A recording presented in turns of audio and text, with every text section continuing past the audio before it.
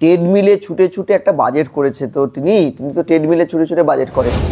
এইবারে রাজস্ব ঘাটতিটা কিন্তু ৩৫,৩১৪.৯৫ কোটি টাকা, ৮১,৫১০ কোটি টাকা ঋণ হয়ে গেছে। ৬.৫ গুণ বেশি ইনভেস্ট করেছেন সংখ্যালঘু বিষয়ক দপ্তরে। গতকাল আমরা দেখলাম একেবারে প্রেস কনফারেন্স করে মুখ্যমন্ত্রী একেবারে বাজেট, পশ্চিমবঙ্গের যে বাজেট তা নিয়ে বিস্তর আলোচনা করলেন এবং বললেনও। সেক্ষেত্রে আমরা তো দেখতে পেলাম না বেকারদের জন্য কিছু বরাদ্দ হয়েছে বলে। বেকারদের জন্য কিছু বরাদ্দ হয়েছে সেটা যেমন দেখেননি, আবার ক্ষুদ্র শিল্পগুলো এক্সিলারিজ ইন্ডাস্ট্রিতে বরাদ্দ কমে গেছে। বরাদ্দ বেকারদের একটা কথা বলেনি, তাদের নতুন চাকরি সংস্থান। গত বাজেটেও আমরা মুখ্যমন্ত্রীর ঘোষণায় শুনেছিলাম, লাস্ট বাজেটে ৫ লক্ষ কর্মসংস্থানের টার্গেট। এবার বাজেটে একটা কথা তো তিনি বলেননি যে স্কুলগুলো ঢুকছে, কলেজগুলো, বিশ্ববিদ্যালয়গুলোর টিচার রিক্রুটমেন্ট আজকে ৫-৬ বছরে কোথাও হয়নি, কন্ট্রাকচুয়াল দিয়ে চালানো হচ্ছে, যেটা ইউজিসির পুরোপুরি বিরোধী। সেই জায়গায় কতগুলো নতুন পোস্ট ক্রিয়েট করা হলো বাজেটে, অ্যালোকেশন কতটা, আমরা পরবর্তীকালে কতগুলো শূন্য পদে রিক্রুটমেন্ট করব। একটা কথা রাজ্যের মুখ্যমন্ত্রী বলেছেন, ট্রেডমিলে ছুটে ছুটে একটা বাজেট করেছে। তো তিনি তো ট্রেডমিলে ছুটে ছুটে বাজেট করেন, ট্রেডমিলে এক্সারসাইজ করতে করতে বাজেট করেন। এবং সেই বাজেটটা পৃথিবীর প্রথম রাষ্ট্রপ্রধান যে নিজের বাজেটকে আবার গুছিয়ে সবাইকে পড়ানো তিনি, মানে এতটাই কমপ্লেক্স বাজেট যে তিনি নিজে ছাড়া কেউ বোঝেন না, তাই সবাইকে বোঝাতে হয় তাকে। আমি বলছি দেখো এখানে আবাস যোজনার প্রকল্পের টাকা অ্যালট করেছে, বলেছে 3টে ধাপে অ্যালটমেন্টটা বাড়াবে, 16 লক্ষ বাড়ি। এই যে আবাস যোজনায় বিপরীতে হাঁটা, এই যেটা সেন্ট্রাল এবং স্টেটের যৌথ উদ্যোগে আবাস যোজনার ঘরগুলো হয়, সেই পথে তিনি সেন্ট্রালের 60% টাকাটা অ্যালটমেন্টের কথাটা তিনি স্বীকার নিলেন না কেন, যে আমি 40% নিচ্ছি, সেন্ট্রালের 60 আছে। আবাস যোজনা, প্রধানমন্ত্রী আবাস যোজনা, তার দুটো কারণ। এক, প্রধানমন্ত্রী আবাস যোজনার প্রিভিয়াসের যে ব্যাপক দুর্নীতিটা তার দলের নেতা মন্ত্রীরা করেছেন, সেই অ্যালটমেন্ট বাবদ পাওয়া টাকার কোনো হিসেব সেন্ট্রাল গভর্নমেন্টকে দেয়নি, তাই সেন্ট্রালের টাকা চাইতে গেলে তাকে হিসাব দিতে হবে। দ্বিতীয়, তিনি প্রধানমন্ত্রীটা কেন নেবেন? সমস্ত উন্নয়নের টাকাকে কাটছাট করে তিনি এই ফান্ডে আনবেন, এনে তিনি নিজের নামে নামাঙ্করিত করবেন যে আমি দেখেছো দিয়েছি। আমি বলছি একটা রাজ্যের তো সীমিত আয় ব্যয়ের হিসাব। আমি দেখছিলাম রাজ্যের আর্থিক শাস্ত্রের গল্পটা, যে 2024-25 যেখানে 3,66,116,000 কোটি টাকার প্রভিশন ছিল, এইবারের বাজেটের পরিমাণটা বেড়েছে, কিন্তু আশ্চর্যজনকভাবে রাজকোষের ঘাটতি, মানে রাজস্ব ঘাটতি, ট্যাক্স কালেকশন, যেহেতু ভারী ইন্ডাস্ট্রি নেই, ডিএ বৃদ্ধি হয়নি, রিটার্ন প্রফেশনাল ট্যাক্সও সরকার পায় না সে অর্থে। আমি দেখছিলাম এইবারে রাজস্ব ঘাটতিটা কিন্তু ৩৫,৩১৪.৯৫ কোটি টাকা ঘাটতি। এই ঘাটতিটা নিয়ে চলছে, কিন্তু রাজকোষে ঘাটতি, মানে ট্রেজারিতে ৭৩,১৭৭ কোটি টাকা ঋণ, ৮১,৫১০ কোটি টাকা ঋণ হয়ে গেছে। ঠিক আছে, আমি তোমাকে পরিষ্কার বলি যে এই এত পরিমাণ ঘাটতি নিয়ে এত টাকার যে বাজেটটা তিনি করলেন, তাতে আগামীতে এই স্বপ্নটাকে আংশিক পূরণ করতে গেলেও যে পরিমাণে তাকে ঋণ নিতে হবে সেটা তুমি আমি কল্পনা করতে পারি না। এই যে ঋণের বোঝাটা বাড়ছে রাজ্যের ঘাড়ে, এই বোঝাটার থেকে কিন্তু উত্তরণের কোনো দিশা এই বাজেটে নেই। আজ এই বাজেটে তুমি বলছিলে বেকারদের কথা বলা হয়নি, আমি বলছি ইন্ডাস্ট্রির কথা বলা হয়েছে। এই তো গ্লোবাল বিজনেস সামিট হলো, বলেছে কি? বলেনি। আচ্ছা, কি বলেনি? বলছে উচ্চশিক্ষায় প্রিভিয়াস ইয়ারে 6,401 কোটি টাকা দিয়েছিল লাস্ট বাজেটে, এবারে 6,593 কোটি টাকা, সামান্য বাড়িয়েছে। কিন্তু তুমি জানো সামান্য বাড়ালে পরে আজকে শিক্ষা, উচ্চশিক্ষা বাঁচানো যাবে না। তার কারণ এই 1 বছরে গঙ্গা দিয়ে অনেক জল বয়ে গেছে। আজকে এআই নির্ভর এডুকেশনটাকে ইম্পোজ করছে ভারত সরকার, সারা পৃথিবী।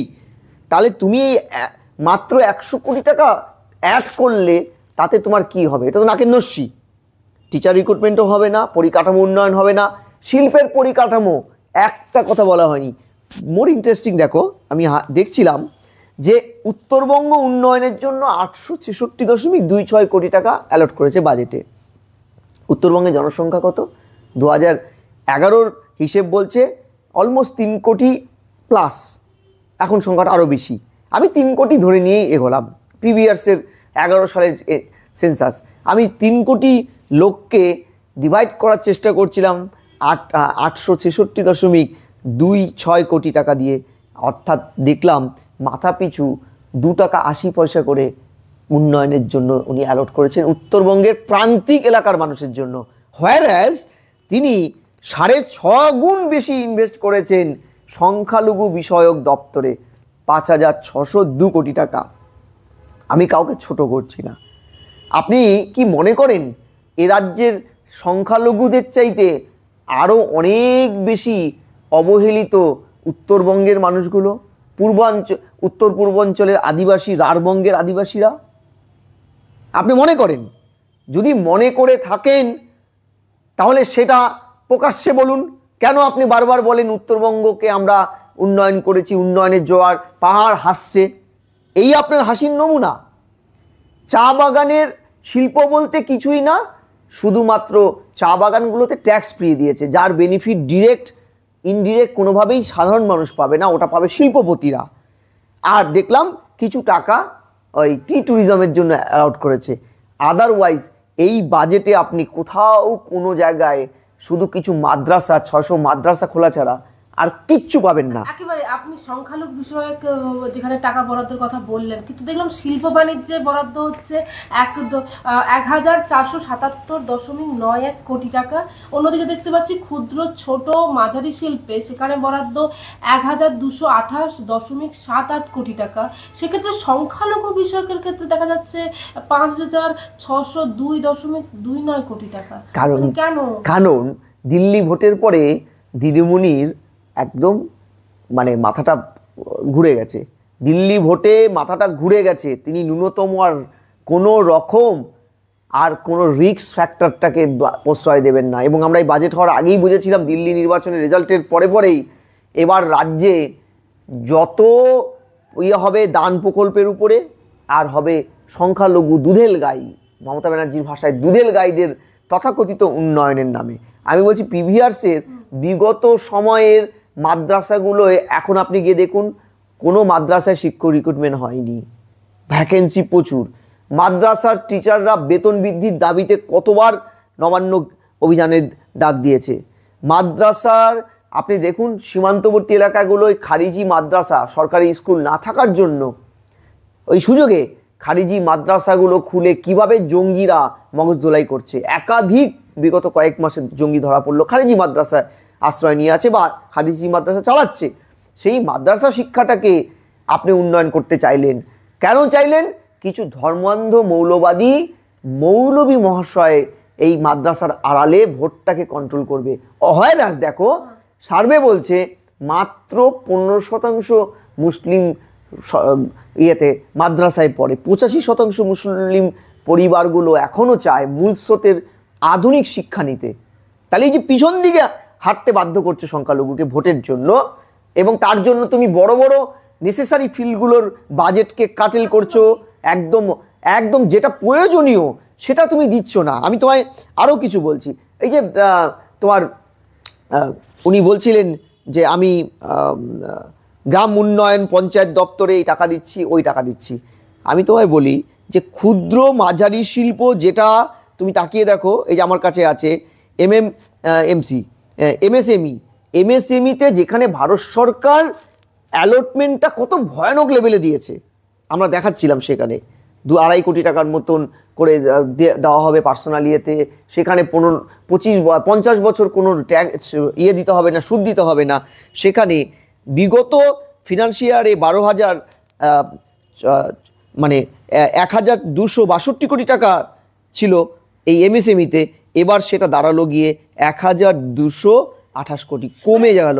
শিল্পের থেকে রাজ্যের সংখ্যালঘু উন্নয়ন বেশি টাকা দাও, এটাকে উন্নয়ন বলা যাবে না। উন্নয়ন যদি তাই করতে হতো, সংখ্যালঘুদের বেসিক স্ট্রাকচারে উন্নয়ন করা হতো। পরিযায়ী শ্রমিকদের একটা বড় অংশ সংখ্যালঘু, মানতে হবে তো। তাদের উন্নয়নের জন্য পরিযায়ী বোর্ডে আপনি কি করলেন? আচ্ছা, আমি আরও বলছি, যদি সত্যিকারের সংখ্যালঘু উন্নয়ন চাই, সংখ্যালঘু মানে তো শুধু মুসলিম নয়, সংখ্যালঘু ধর্মীয়, ভাষাগত অনেক আছে। আপনি চালচিত্র দেখুন, উত্তরবঙ্গে এই সরকার 15টা জনজাতি আদিবাসীদের বোর্ড তৈরি করেছে। রূপান্তরকামীদের, ট্রান্সজেন্ডারদের একটা বোর্ড হয়েছে, উন্নয়ন বোর্ড। আর বোর্ড হয়েছে মতুয়াদের, নমশূদ্রদের, তাই তো হয়েছে। আপনি বাজেটে তাই সেই উন্নয়ন বোর্ডগুলোর একটা টাকা দেওয়ার পারমিশন দেয়নি। তাহলে কোন সংখ্যালঘু উন্নয়নের কথা বলছেন? ওরাও তো সংখ্যালঘু, জাতিগত সংখ্যালঘু। শুধু মুসলিমদেরকে কেন করা হচ্ছে? কারণ এখানে তার ভোট ব্যাংকটাকে ঝালিয়ে নিতে গেলে এটা করতে হবে। এবং আপনাকে বলি, এটা পূর্ণ বাজেট। 26-এর আগে একটা ভোট অন বাজেট আসবে। আপনি খেয়াল করে দেখবেন, এই যে টাকাগুলো তুলে রাখা হলো একটা লার্জ প্রপোর্শনের, সেই টাকাগুলো কিভাবে তোষণের জন্য ব্যবহার করে।